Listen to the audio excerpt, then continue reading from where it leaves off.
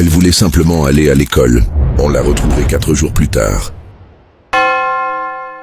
À Dabou, ce matin-là, une brume légère recouvrait la ville quand la disparition de Yoro Esther, la fille de la chancelière, a tout bouleversé. Adolescente, élève appliquée, elle s'est volatilisée pendant plusieurs jours, poussant sa famille, les habitants et les internautes à se mobiliser sans relâche. Puis, le 15 novembre, une silhouette apparaît au bord d'une route.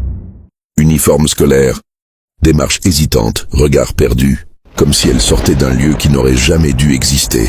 Certains affirment l'avoir vue errer près d'une maison inachevée, comme si elle cherchait à échapper à quelque chose. À l'hôpital, elle reste silencieuse, profondément choquée. Mais l'affaire prend une tournure inattendue lorsque des vidéos circulent. Esther et une amie dans une résidence, dansant et s'amusant, alors que tout le monde les croyait en danger. Immédiatement, les versions se contredisent. Après son propre cousin, il m'a envoyé une photo pour dire que elle n'est pas perdue. Je dis que moi, ça va. Si toi-même tu es son cousin, tu dis qu'elle n'est pas perdue. Ton cousin a mené un message pour dire qu'elle n'est pas perdue. Il dit c'est scène. Donc tu penses que c'est un busy dormant scolaire? Peut-être. Question.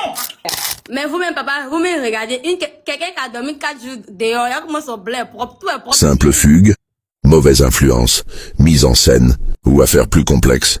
Rien ne s'aligne, chacun parle, mais aucune vérité solide n'émerge. Pendant que les doutes s'installent, Esther demeure mutique, le regard fixe, comme hantée par ce qu'elle a vécu. Ce qui s'est réellement passé reste un mystère.